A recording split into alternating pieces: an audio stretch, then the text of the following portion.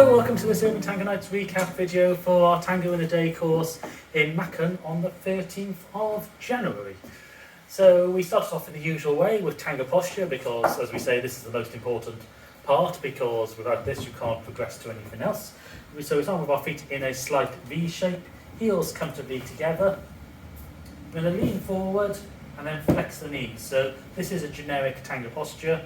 From here we can go into an embrace, so we can have a close embrace when there's no space between our chests, or an open embrace when there is space between our chests. The right hand for the leader rests around as far around the follower's back as is comfy, and the left hand comes to the side, elbows facing down, and the follower's hand is resting on top, and I'm looking over my follower's right shoulder. For the follower, she can either look over my left shoulder, or she can slightly incline her head towards the leader's chest. Her left arm is coming around the back of the leader, similarly as far around as is comfortable, and her hand is resting on top. We start off with the balanceo, so rocking from side to side, so the follower comes with the leader, so we know which foot is free. And then we talked about wherever the leader's chest goes is where the follower's free leg goes. So if my chest goes forward, she projects backwards, opening up from the rib cage on the inside ball of the foot, and then the leaders, we can step into that space. And we've got options to change the speed, so we can speed things up, slow stuff down, and we have options to change the size of the steps, either large or big. Large or small, right? We can also add in rock steps to emphasize double times, where we transfer the weight forward and back, and we can do side steps, either slow or quick. We can also go into the outside system of walking by taking a side step, twisting our chest to face each other, and then walking outside and coming back in line with our left foot and straightening the chest back up. At the end of workshop 1, we also covered a media luna from going from the outside system of walking. When I step forward on my right, I'm going to twist my chest to the left, start pivoting around on the balls of my feet. This causes my chest to rotate away from the follower, so she's going to try and get back in front by taking a side step, walking around, arching the foot towards the leader, pivoting on that foot, and then we can walk out or go into another run to turn back into the line of dance. In workshop 2, we did the cross. So again, from this outside system of walking, when I step forward on my left foot, we turn to face the follower.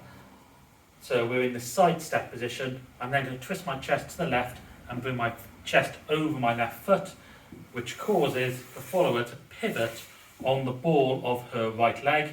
So she's twisting and the left leg is sliding in front.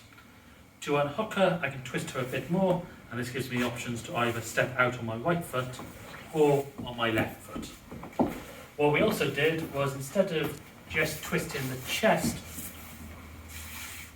to unhook her, I could walk backwards around my follower, which puts her into a calcita, and this also transfers her weight onto the front foot, allowing the calcita. We then finished this workshop off by, instead unhooking her and then over-rotating her, twisting the chest to the right, so we're into forward ochos, which then became the theme of workshop number 3. To get into the ochos this time, we selected a different method where we step forward on the left, rebounded back and behind on the right foot, which causes the leader to twist to the right. So we can show her where to go over the chest, and again we're into our ochos, and I can take side steps, which allows her to come with me, so again we can change the size of our side steps from there. We can also stop this at any point within the forward ocho, reverse the motion, and then we have back ochos as well. When Alison is doing the forward ocho, she's arching her foot towards her leader, she's making sure she takes a nice side step to get past the leader, and she's also keeping the chest with the leader, which builds a protortion to create the pivot. What we then did was look what happens when we step between the follower's legs. So instead of stepping to the side, I'm going to step between my follower's legs. In this case, it's with my right foot. I'm going to twist my right foot out to the right. As I step onto this, we get an extra rotation, and we can go back into ochos. If I step through my left foot instead, what we find is we just get a small motion and only turn through 90 degrees. And then finally, in the final workshop, we turned this into a Giro.